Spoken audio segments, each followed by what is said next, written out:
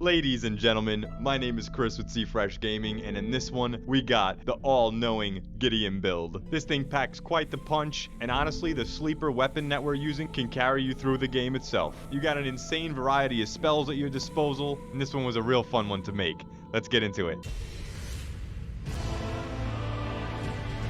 So starting off, let's talk about the staple of this build, and that's going to be the one and only Marika's Hammer. Now obviously, if you're in the beginning of this game, you could use any intelligent or faith scaling weapon that you feel like fits this build nicely, but the reason why I chose Marika's Hammer is because one, I don't see a lot of use on it, and it's in my opinion extremely powerful since it got buffed in the latest patch. It's got a B in Strength, D in Dexterity, and a C in Faith, so you can bump that Faith a little bit and you'll have yourself a hella good time. Now the physical single strike of this weapon is definitely not the most extravagant thing you're going to find in Elden Ring, but the real juice of this weapon is going to be coming from the Ash of War Goldbreaker, which produces a massive AoE and is going to sling you forward quite a few yards, so you're able to set this up and combo this with a lot of your spells and other abilities. And that's what I feel like this build is all about. It's not so much about the one-hit bangers here, it's going to be about what spells and incantations you use to combo to take your enemies down. And since this is a heavy faith and intellect split build,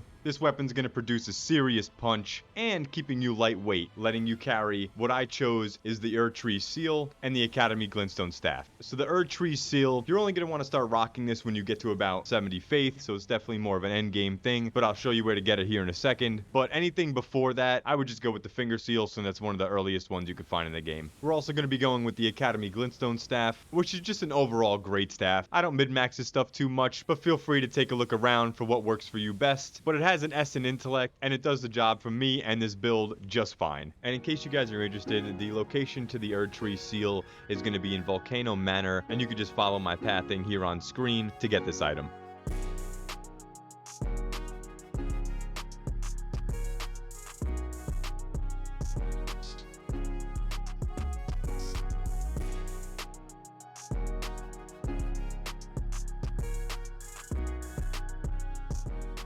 Now before we continue with the armor set, I want to jump into how this class plays out. Like I said before, you're going to be comboing a lot of your spells, because with the abilities that you're going to be using, especially when you're going up against harder bosses, you're not going to have Comet Azure. You're going to be using a lot of chip damage abilities, like the Triple Rings of Light and Melania's Scarlet Aeonia. So finding ways to really set up your spell bar is key, so this way you're able to set up with some spells, followed by some incantations, and maybe using your hammer to finish them off. Because this is definitely what I would say the opposite of a one-shot build. But still, a hell of a good time. You gotta try it out. Speaking of that, if you guys are getting any value out of this video so far, smash the like button for me. It lets me know that you guys are enjoying these videos and that you might be potentially trying these out for yourselves as well. Jumping into the armor, of course, thematically speaking, we gotta go with the all-knowing helm and the all-knowing chest piece. Gotta keep it consistent with the build, and then you can go with whatever you want. I chose the Tree Sentinel gauntlets as well as Radahn's greaves. Another benefit for this build is that this is such a lightweight set, so you really don't have to invest too much into endurance,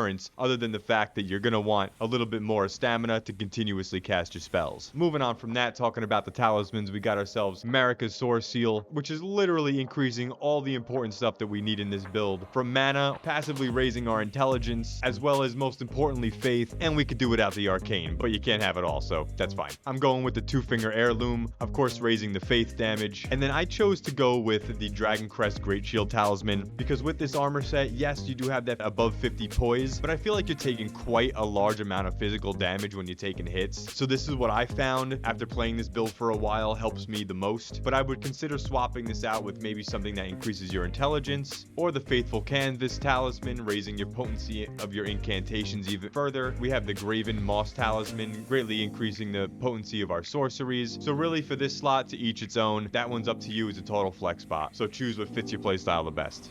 And then last but not least, we have the Moon of Noxtella, increasing our memory slots, but I think it's like 2 or 3. This is a must-have in this build, just because the goal is being the all-knowing. So I wanted to mash together as many spells and incantations as we can that fit this build thematically, have a nice combo rotation that goes hand in hand with Marika's Hammer, and with a lot of spells that we're using, they're taking up multiple slots. We got that Scarlet Bloom, we got the Flame of the Fell God.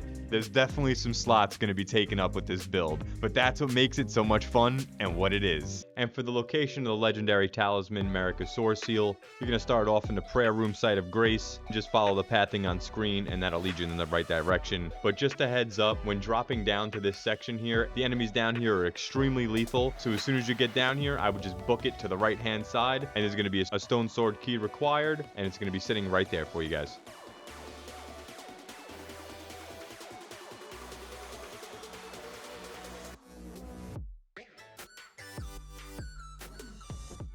Moving on from that, the Flask of Wondrous Physic. We got the classic Magic Shrouded Crack tier alongside the Cerulean Hidden tier. I've been using that through the entire playthrough, but thinking about it now, I am using a lot of holy damage, so I would recommend swapping that out with a Holy Shrouded Crack tier, as it temporarily boosts your holy attacks. So keep Holy Shrouded Crack tier in your mind if you plan on doing this. And I figure I mentioned the way I allocated my flask was 7 in health and 7 in mana. When you're out there on the landscape, I feel like it's good to have a balance in between both, because majority of what you're going to be doing is using spells, so you definitely want a surplus amount of mana potions. However, when going up to harder bosses, definitely recommend spiking your health pots a little bit, because whatever you're going to be versing is usually going to be going down before using the 7 mana potions. And what you're seeing in the gameplay here, we are playing through New Game Plus 3, so the bosses are hitting pretty hard. Definitely isn't nothing to scoff at, and we're handling majority of these bosses with ease with this build. And a quick question to shoot off to you guys: what build are you currently using? What would you recommend me doing next? Definitely leave it down in the comments below. I would love to take any thematic builds that you guys are looking to see and start putting them up here on this channel. So if there's something that you're interested in or wanting to see in the future, definitely let me know in the comments. I'd love to hear about it. Up next, let's talk about our stats. Sitting at level 217, our vigor is going to be sitting at 65. We got 40 in mind. Endurance is sitting at 25, strength at 40, 15 in dexterity, intelligence 45, faith is the pumper at 78, and arcane we don't need, but we're getting some passively from our talisman. If you're not in New Game Plus, definitely stick around 16 in vigor. 40 in mind is definitely a good safe spot to be, because like everything we do, we're pretty much going to be using some mind in some fashion. For endurance, I recommend even dropping that a few points, because the armor we're wearing isn't causing us to heavy roll at all. We just pumped a good amount of points in there so that we can cast more spells more frequently. Strength, I pumped that up to 40 because I definitely enjoy falling back to melee in this game, and that's what the Marika's Hammer is going to be scaling best with. That in faith, 15 in dexterity because that's the base requirement for the hammer, and intelligence and faith, this is where you could decide. I went super heavy into faith because that synergizes again very well with Marika's Hammer that we're going to be using, and I wanted to skyrocket all of our incantations. Definitely feel free to drop that down a little bit and allocate some more points into intelligence, but if you're going to be using that specific seal I recommended in this video, I would not want to go below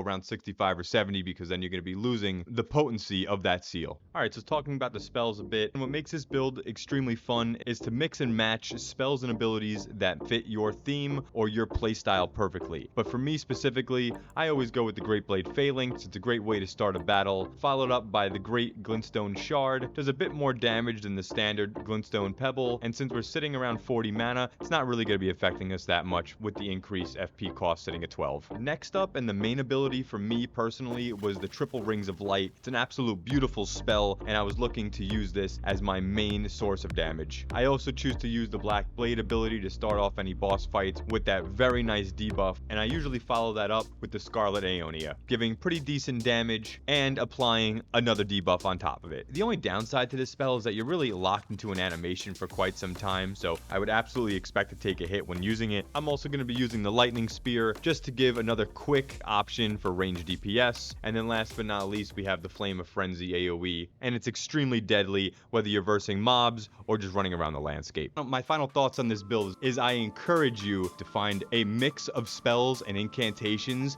that you love the most in this game, because you now have the accessibility to unlock them all, and find what combos you're vibing with the best. And not only that, but do not sleep on this Marika's Hammer. It literally has the potential to get you through the entirety of the game by itself, and I would try to incorporate that as much as possible into the combos of spells that you're going to be throwing out. For example, I love to start off with the Black Blade, giving that debuff of health, into that Scarlet Bloom spell, giving them the Rot debuff, so now you got 2 debuffs running, and then following that up with Marika's Hammer. And that's not even including any buffs or the Great Blade Phalanx that you're going to be throwing in before you even enter combat. There's so many nice strings of combinations you can put together with this build, and this is why I had an absolute blast with this. Guys, thanks so much for hanging out. Hit the like button if you'd like, subscribe if you're feeling froggy, and I will see you in the next video. Take it easy.